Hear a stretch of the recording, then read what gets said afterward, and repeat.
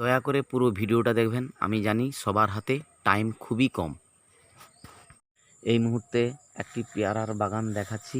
এই বাগানটি দেখানোর উদ্দেশ্য হলো যে আজ থেকে 10 থেকে 15 বছর পিছিয়ে যান। পিছিয়ে আপনারা দেখুন আকাশের দিকে প্রচুর পরিমাণে ঝাঁকে ঝাঁকে কখনো বা শালিক, কখনো বা টিয়া পাখি, নানান প্রজাতির পাখি ঘুরে বেড়াতো। এখন প্রায় বিলুপ্তের পথে, কারণ বন জঙ্গল কেটে প্রায় পরিষ্কার হয়ে গেছে। তাই তাদের খাবারের সমস্যা হয়েছে এবং বাসস্থানও প্রায় বিলুপ্তের পথে। তাই পাখির প্রজন্ম প্রায় বিলুপ্তের পথে।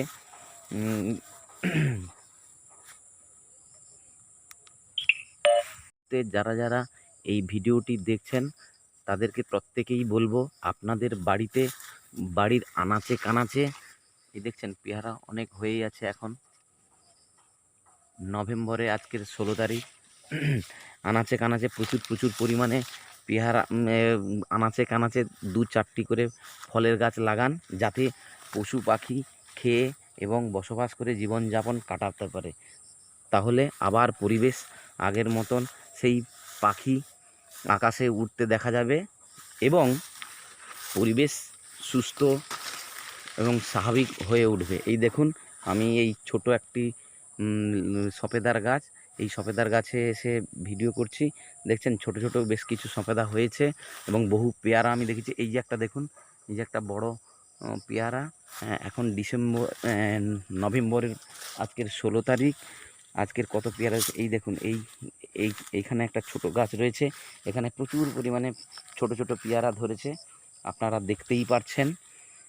এই পেয়ারা প্রায় পাকতে সময় লাগবে 2 থেকে আড়াই মাস। আজকের নভেম্বরের 16 তারিখ, বুঝতেই পারছেন 2 মাস মানে প্রায় জানুয়ারি মাস লেগেই যাবে।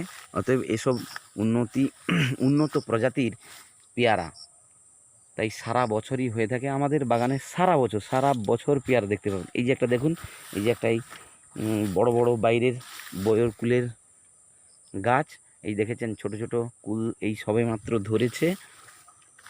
এই দেখুন আপনারা, এই বহু কুল ধরেছে, দেখেছেন। এই সামনে ক্যামেরাটার সামনে নিয়ে আসো। হ্যাঁ, এই ছোট ছোট এই দেখছেন ছোট ছোট কুল হয়ে আছে, দেখেছেন। এখানে দেখুন কত কুল হয়ে আছে।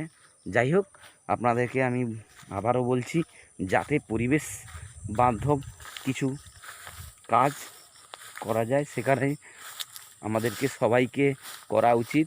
সেজন্য সবাইকে বলছি, আপনারা যে প্রত্যেকেই বাড়ির বহু জায়গা পড়ে আছে, ফাঁকা জায়গা, বাড়ির আনাচে কানাচে এখানে ওখানে বেশ কিছু ফলের বাগান করুন। আম, জাম, লিচু, বয়র কুল থেকে শুরু করে আপনারা জামরুল ইত্যাদি ইত্যাদি গাছ থাকলে পশু পাখি খেয়ে জীবনযাপন করতে পারবে এবং আগামী দিন আবার সুন্দরভাবে ওই পশু পাখি আবার আকাশে দেখতে পাওয়া যাবে। যাই হোক, ভিডিওটা দেখছেন, এই আমাদের এটা পেয়ারার বাগান।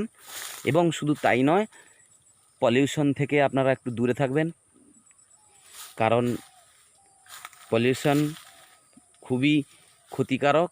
সে কারণে বলছি, প্লাস্টিক ব্যবহার খুব কম পরিমাণ করবেন এবং পানীয় জল অপচয় খুব কম করবেন, কারণ আমাদের নিচে যে ভূগর্ভস্থ স্থান একেবারে শূন্যের পথে। এখানে দেখুন কিভাবে পেয়ারা খেয়েছে, দেখতেই পাচ্ছেন। আবার এদিকে দেখাই, ওখানে একটা উঁচু জায়গায় খেয়েছে, দেখতে পেয়েছেন। এই আজকের বোধহয় এটা খেয়ে গেছে, সদ্য খেয়েছে, তাই পেকেছে। আমরা বেশি তুলছি না, কারণ ওদেরও প্রয়োজন আছে, তাই আমরা তুলছি না। দেখছেন সফেদা কীভাবে হয়ে আছে।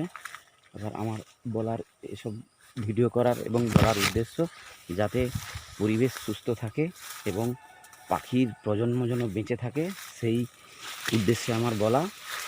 এর থেকে আমার আর কিছু বলার নেই। এবার আশা করি এটা ভিডিও দেখার পরে প্রচুর পরিমাণে শেয়ার করবেন এবং ভালো লাগলে লাইক করবেন।